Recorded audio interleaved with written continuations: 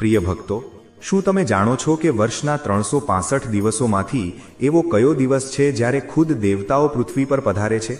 એક એવી રાત જ્યારે ગંગાનું પાણી અમૃત બની જાય છે, અને એક એવો ચમત્કારિક પાઠ જે મૃત્યુના મુખમાંથી પણ જીવ બચાવી શકે છે. આજે આપણે વાત કરી રહ્યા છીએ માઘી પૂર્ણિમા વિશે. આ કોઈ સામાન્ય પૂર્ણિમા નથી. આજના વિડીયોમાં આપણે જાણીશું એ રહસ્યમય ઉપાય જે તમારી 7 પેઢીની ગરીબી દૂર કરી શકે છે, અને સાથે જ સાંભળીશું ગજેન્દ્ર મોક્ષની એ પૌરાણિક કથા જે સાંભળવા માત્રથી જન્મો જન્મના પાપ ધોવાઈ જાય છે. જો તમે પણ તમારા જીવનમાં સુખ, સમૃદ્ધિ અને ચમત્કાર ઈચ્છો છો તો આ વિડીયોના એક પણ સેકન્ડને મિસ ન કરતા, કારણ કે અધૂરું જ્ઞાન હંમેશા નુકસાનકારક હોય છે. મિત્રો, માઘ પૂર્ણિમા હિન્દુ ધર્મમાં ધાર્મિક દ્રષ્ટિએ ખૂબ જ પવિત્ર માનવામાં આવે છે. આ દિવસે કરવામાં આવેલા યજ્ઞ, તપ અને દાનનું વિશેષ મહત્વ હોય છે. આ દિવસે સંગમની રેતી પર સ્નાન ધ્યાન કરવાથી મનોકામનાઓ પૂર્ણ તો થાય જ છે, સાથે જ મોક્ષની પ્રાપ્તિ પણ થાય છે. માઘ મહિના વિશે કહેવાય છે કે આ દિવસોમાં દેવતાઓ પૃથ્વી પર આવે છે. પૂર્ણિમા દરેક ચંદ્રમાસમાં એકવાર આવે છે, જ્યારે સૂર્યનો પૂરો પ્રકાશ ચંદ્ર પર પડે છે. તેને ચંદ્રની સૌથી તેજસ્વી અને પૂર્ણ અવસ્થા માનવામાં આવે છે. ભારતીય પરંપરામાં એવી માન્યતા છે કે ચંદ્ર મન અને લાગણીઓ પર ઊંડી અસર કરે છે. માન્યતા છે કે માઘ પૂર્ણિમાના 3 દિવસ પહેલાથી પવિત્ર તીર્થ નદીઓમાં સ્નાન કરવાથી આખા માઘ મહિનાના સ્નાનનું ફળ પ્રાપ્ત થાય છે. શાસ્ત્રોમાં આમ તો બધી જ પૂર્ણિમાઓનું વિશેષ મહત્વ છે, પરંતુ માઘ મહિનાની શુક્લ પક્ષની પૂર્ણિમા વિશેષ ફળદાયી માનવામાં આવે છે. માઘ મહિનામાં ભગવાન વિષ્ણુ જળમાં નિવાસ કરે છે, તેથી માઘી પૂર્ણિમાના દિવસે નદીઓમાં સ્નાન કરવાનું વિશેષ મહત્વ છે. આ દિવસે ભગવાન સત્યનારાયણની પૂજા અને કથા સાંભળવાની પરંપરા છે. શાસ્ત્રોમાં માઘ પૂર્ણિમાને ભાગ્યશાળી તિથિ જણાવવામાં આવી છે. આ દિવસે બ્રહ્મ મુહૂર્તમાં ઘરની સાફ સફાઈ કરીને આખા ઘરમાં ગંગાજળનો છંટકાવ કરવો ફળદાયી છે. ઘરના મુખ્ય દ્વાર પર આંબાના પાનનું તોરણ લગાવો અને પછી ઘરના ઉંબરા પર હળદર અને કુમકુમ લગાવો. ત્યારબાદ મુખ્ય દ્વારની બંને બાજુ સ્વાસ્તિકનું ચિહ્ન બનાવીને રોલી અક્ષત લગાવો. દરવાજા પર ઘીનો દીવો પ્રગટાવી પ્રણામ કરો. ત્યારબાદ તુલસીની પૂજા કરવી જોઈએ. તેમને જળ, દીવો અને ભોગ અર્પણ કરો. આવું કરવાથી માં લક્ષ્મી પ્રસન્ન થાય છે અને ઐશ્વર્યની પ્રાપ્તિ થાય છે. માઘી પૂર્ણિમાના દિવસે દાનનું વિશેષ મહત્વ જણાવાયું છે. ધર્મગ્રંથો અનુસાર આ દિવસે ગરીબ અને જરૂરિયાતમંદ વ્યક્તિને તલ, ઘી, ધાબળા, ફળ વગેરે વસ્તુઓનું દાન કરો. તેની સાથે જ પૂજા ઘરમાં ઘીનો દીવો પ્રગટાવો અને તેમાં 4 લવિંગ મૂકી દો. આવું કરવાથી ધન ધાન્યની ક્યારેય કમી રહેતી નથી. માઘ પૂર્ણિમાના દિવસે ભગવદ્ ગીતા, વિષ્ણુ સહસ્ત્રનામ અથવા ગજેન્દ્ર મોક્ષનો પાઠ કરો. પુરાણોમાં પૂર્ણિમાના દિવસે આ ત્રણેયનો પાઠ કરવો ખૂબ જ મહત્વપૂર્ણ બતાવવામાં આવ્યો છે. આવું કરવાથી તમામ સંકટો દૂર થાય છે અને પરસ્પર હકારાત્મક ભાવ ઉત્પન્ન થાય છે. ભગવાન કૃષ્ણની પ્રિય તિથિ માઘી પૂર્ણિમાના દિવસે ભગવાન શ્રી કૃષ્ણને અને ચંદ્રને સફેદ ફૂલ અર્પણ કરો. તેની સાથે જ સફેદ મોતી, સફેદ વસ્ત્ર, સફેદ મીઠાઈ અર્પણ કરો. આવું કરવાથી ભગવાન શ્રી કૃષ્ણની કૃપા પ્રાપ્ત થાય છે. માઘ પૂર્ણિમા પર ગજેન્દ્ર મોક્ષની કથા સાંભળવી એ ભગવાન વિષ્ણુની પરમ કૃપા અને અતૂટ વિશ્વાસનું પ્રતીક છે. આ કથા દર્શાવે છે કે જ્યારે માણસ તમામ માનવીય પ્રયત્નોમાં નિષ્ફળ જાય છે, ત્યારે ઈશ્વર શરણાગતની રક્ષા કરે છે. તે જ્ઞાન અને ભક્તિ દ્વારા મોક્ષ પ્રાપ્તિનો માર્ગ બતાવે છે. તો ભક્તો, ચાલો સૌથી પહેલા સાંભળીએ ગજેન્દ્ર મોક્ષની પૌરાણિક કથા. અતિ પ્રાચીન કાળની વાત છે. દ્રવિડ દેશમાં એક પાંડ્યવ વંશી રાજા રાજ્ય કરતા હતા. તેમનું નામ હતું ઇન્દ્રદ્યુમ્ન. તેઓ ભગવાનની આરાધનામાં જ પોતાનો વધુ સમય વિતાવતા હતા. જો કે તેમના રાજ્યમાં સર્વત્ર સુખ શાંતિ હતી. પ્રજા દરેક રીતે સંતુષ્ટ હતી. છતાં રાજા ઇન્દ્રદ્યુમ્ન પોતાનો સમય રાજકાજમાં ઓછો જ આપી શકતા હતા.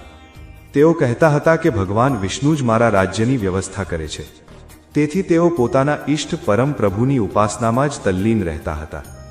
રાજા ઇન્દ્રદ્યુમ્નના મનમાં આરાધનાની લાલસા દિન પ્રતિદિન વધતી જ ગઈ. આ કારણે તેઓ રાજ્ય ત્યાગીને મલય પર્વત પર રહેવા લાગ્યા. તેમનો વેશ તપસ્વીઓ જેવો હતો. માથાના વાળ વધીને જટા બની ગયા હતા.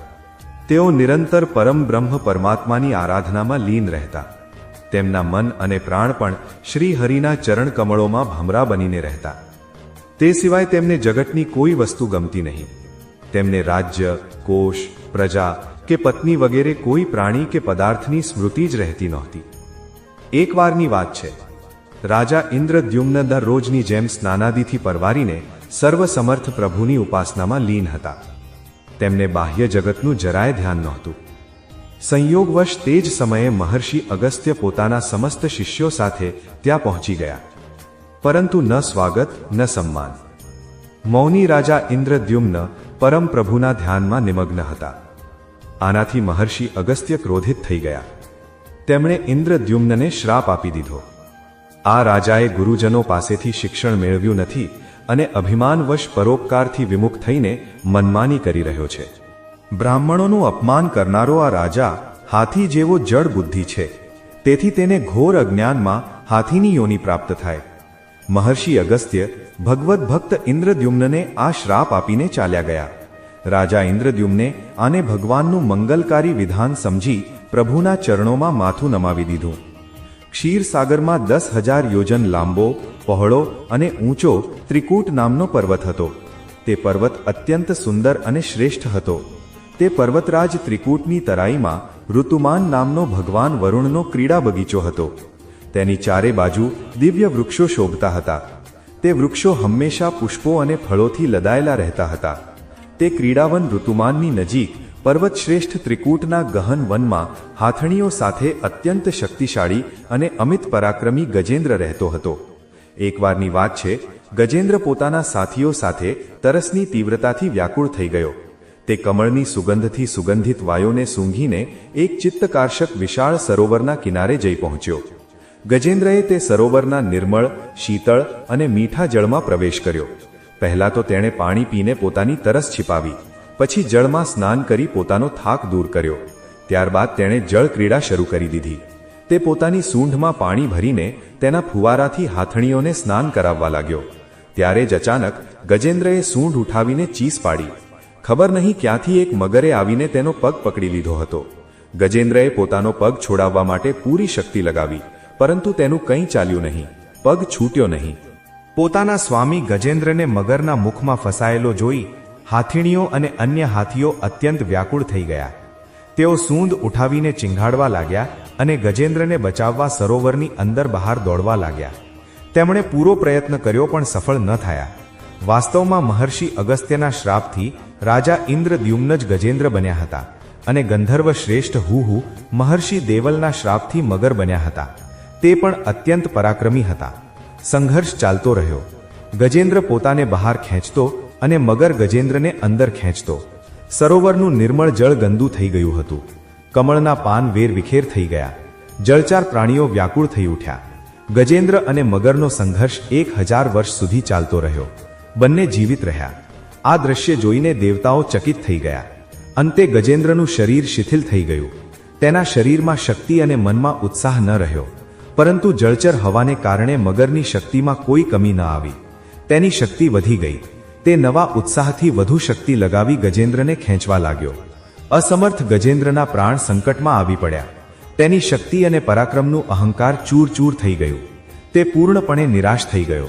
પરંતુ પૂર્વ જન્મની નિરંતર ભગવદ આરાધનાના ફળ સ્વરૂપ તેને ભગવાનની સ્મૃતિ થઈ આવી. તેણે નિશ્ચય કર્યો કે હું કાળના ભયથી ચરાચર પ્રાણીઓના શરણ એવા સર્વસમર્થ પ્રભુના શરણ લઉં છું.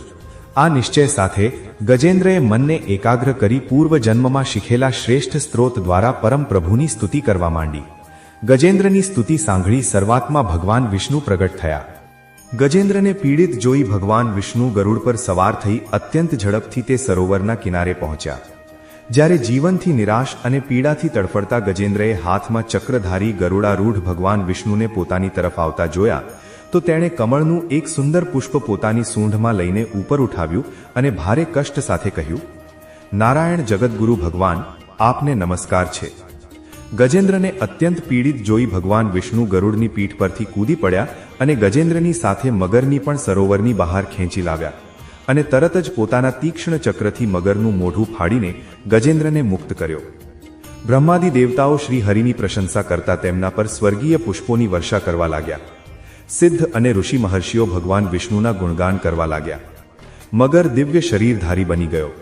તેણે વિષ્ણુના ચરણોમાં માથું ટેકવી પ્રણામ કર્યા અને ભગવાન વિષ્ણુના ગુણોની પ્રશંસા કરવા લાગ્યો. ભગવાન વિષ્ણુના મંગલમય વરદ હસ્તના સ્પર્શથી પાપ મુક્ત થઈને તે ગંધર્વ પ્રભુની પરિક્રમા કરી પોતાના લોક જતો રહ્યો. ભગવાન વિષ્ણુએ ગજેન્દ્રનો ઉદ્ધાર કરી તેને પોતાના પાર્ષદ બનાવી લીધા. ગજેન્દ્રની સ્તુતિથી પ્રસન્ન થઈ ભગવાન વિષ્ણુએ કહ્યું, વહાલા ગજેન્દ્ર, જે લોકો બ્રહ્મ મુહૂર્તમાં ઉઠીને તારા દ્વારા કરવામાં આવેલી સ્તુતિથી મારું સ્તવન કરશે તેમને હું મૃત્યુ સમયે નિર્મળ બુદ્ધિનું દાન કરીશ. આ કહી ભગવાન વિષ્ણુ ગજેન્દ્રને સાથે લઈ પોતાના દિવ્ય ધામ ચાલ્યા ગયા. પ્રેમથી બોલો ભક્તો, જય શ્રી હરિ. મિત્રો, હવે સાંભળીએ માઘ પૂર્ણિમા વ્રત કથા. કાંતિકા નગરમાં ધનેશ્વર નામનો બ્રાહ્મણ રહેતો હતો. તે ભિક્ષા માંગી પોતાનું જીવન ગુજારતો હતો. બ્રાહ્મણ અને તેની પત્નીને કોઈ સંતાન નહોતું. એક દિવસ બ્રાહ્મણની પત્ની નગરમાં ભિક્ષા માંગવા ગઈ, પણ લોકોએ તેને વાંઝણી કહી મેણા માર્યા અને ભિક્ષા આપવાની ના પાડી. આનાથી તે બહુ દુઃખી થઈ. ત્યારે કોઈએ તેને 16 દિવસ સુધી મા કાલીની પૂજા કરવાનું કહ્યું. બ્રાહ્મણ દંપતીએ 16 દિવસ પૂજન કર્યું. 16મા દિવસે માતા કાલી પ્રસન્ન થયા અને ગર્ભવતી થવાનું વરદાન આપ્યું. સાથે કહ્યું કે તું પૂર્ણિમાએ એક દીવો પ્રગટાવજે અને દરેક પૂર્ણિમાએ એક દીવો વધારતી જજે, જ્યાં સુધી સંખ્યા 32 ન થાય. સાથે જ પૂર્ણિમાનું વ્રત પણ રાખવું. બ્રાહ્મણ દંપતીએ દીવા પ્રગટાવવાનું અને વ્રત રાખવાનું શરૂ કર્યું. તે દરમિયાન બ્રાહ્મણી ગર્ભવતી થઈ અને પુત્રને જન્મ આપ્યો, જેનું નામ દેવદાસ રાખ્યું. પણ દેવદાસ અલ્પાયુ હતો.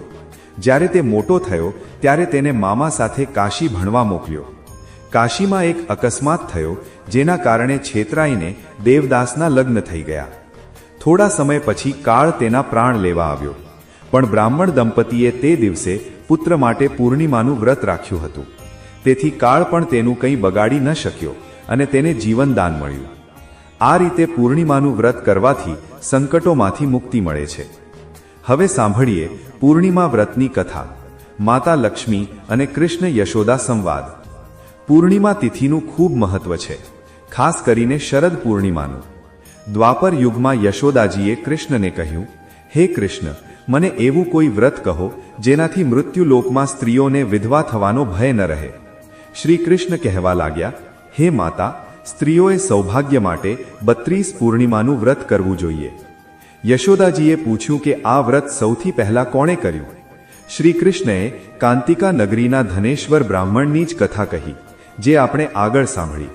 તેમણે જણાવ્યું કે કેવી રીતે યોગીની સલાહથી ધનેશ્વરે ચંડીની આરાધના કરી અને દેવીએ તેને 32 પૂર્ણિમાના વ્રત કરવાનું કહી પુત્ર પ્રાપ્તિનું વરદાન આપ્યું. દેવીના કહેવા પ્રમાણે ધનેશ્વરને આંબાના ઝાડ પરથી ફળ તોડવાનું હતું, જે તેણે ગણેશજીની સ્તુતિ કરીને પ્રાપ્ત કર્યું.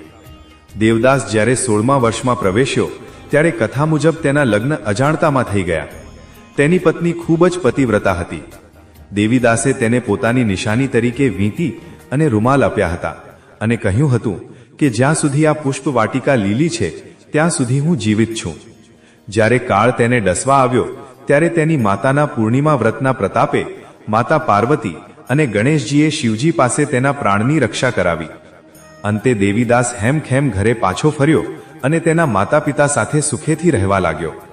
શ્રી કૃષ્ણ કહે છે કે જે સ્ત્રીઓ આ વ્રત કરે છે તે ક્યારેય વૈધવ્યનું દુઃખ ભોગવતી નથી અને હંમેશા સૌભાગ્યવતી રહે છે. તો મિત્રો, આશા છે કે આજની વિડીયો તમને જરૂર પસંદ આવી હશે. વિડીયો સારો લાગ્યો હોય તો લાઈક કરી વધુમાં વધુ શેર જરૂર કરો અને કોમેન્ટ બોક્સમાં સાચી શ્રદ્ધાથી જય શ્રી કૃષ્ણ, જય માતા લક્ષ્મી અવશ્ય લખી દેજો. વિડીયો અંત સુધી જોવા માટે તમારો ખૂબ ખૂબ આભાર. જય શ્રી કૃષ્ણ. ધન્યવાદ.